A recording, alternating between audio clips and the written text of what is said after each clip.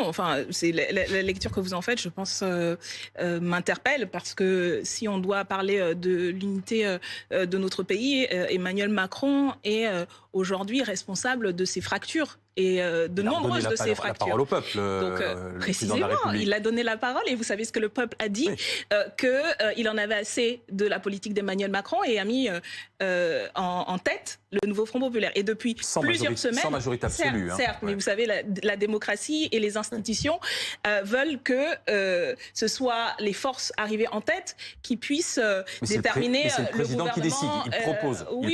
Et c'est le président qui décide. Oui, et donc il y a une logique des institutions qui voudrait que ce soit les forces arrivées en tête qui puissent proposer un gouvernement et mettre en place le programme pour lesquels ces forces ont été élues par le peuple français. Et donc, je crois que c'est assez ironique, enfin, c'est ce qui m'interpellait, le chantre de l'unité du pays qui, en fait, est en train d'accentuer ces fractures avec un déni de démocratie et un coup de force qui ferait lever plus que les yeux au ciel si ça arrivait dans n'importe quel autre pays au monde. Et je pense que la chancellerie française et les chancelleries occidentales seraient les premières à pointer du doigt un président ou une présidente qui nierait le résultat des urnes et s'asserrait ainsi sur l'expression du peuple. Donc je pense que ce que fait Emmanuel Macron en ce moment est très grave et ça va à l'encontre de ce qu'il dit dans ses discours. Donc il est en contradiction avec ce sens de la nation, ce sens collectif. Emmanuel Macron a dit non. Oui, il appelle à une autre coalition. C'est ce qu'il veut, le chef de l'État. Ce nom est un nom profondément antidémocratique et nous, et je pense que les millions de personnes qui ont voté aux élections pour mettre en tête le nouveau Front populaire ne comprennent pas et n'acceptent pas, et nous n'acceptons pas ce déni de démocratie. Et je crois que personne ne devrait accepter qu'on puisse ainsi s'asseoir sur l'expression de la souveraineté du peuple. Ça devrait vous mettre dans tous vos états de considérer qu'on est un pays qu'une personne puisse décider que... C'est les institutions, je suis désolé. Oui, mais les institutions, elles doivent être respectées. Simplement, c'est factuel. Le président choisit, on peut lui proposer. C'est peut-être factuel, mais c'est un fait qui est antidémocratique. Les institutions qui sont le fondement de notre démocratie, c'est la 5e République. La démocratie, c'est le peuple qui décide. Le peuple a parlé, il n'a donné aucune majorité. Le chef de l'État a dit j'ai 3 blocs, aucun à la majorité.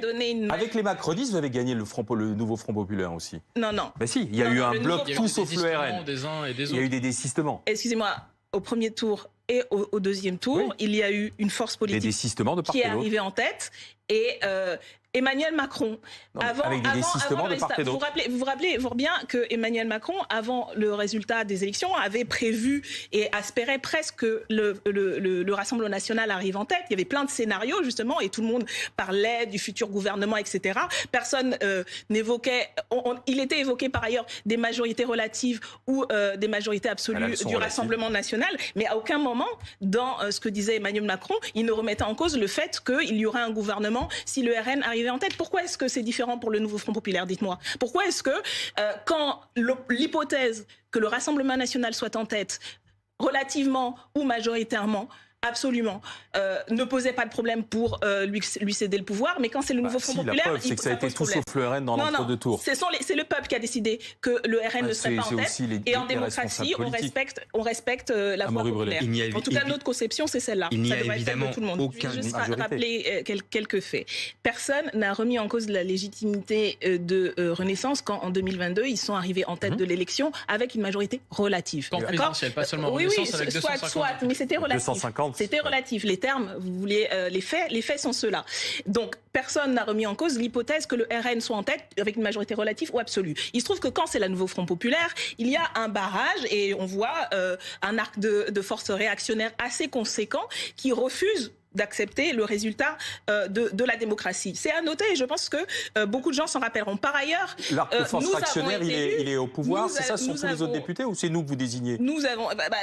non, là c'est une discussion qu'on a, Madame Obono. Les commentaires qu'on entend et le refus de M. Macron et de ses ministres et de toutes ces personnes qui commentent en refusant de reconnaître le résultat des urnes, c'est de ça qu'on parle quand même, montre vraiment un coup de force, et il n'y a pas d'autre mot que de parler de coup de force. Par ailleurs, je rappelle que nous avons il y a un résultat avec un bloc qui est un peu plus important que les autres, effectivement. Ça s'appelle le résultat des élections. Mais je vais terminer là-dessus. Mais je pense que les faits sont assez clairs, et je pense que tout le monde a compris ce qui se passe, y compris à l'étranger. Je vous rappelle que si vous regardez la presse internationale, les commentateurs politiques sont assez sévères quand ils analysent ce qui se passe et le font.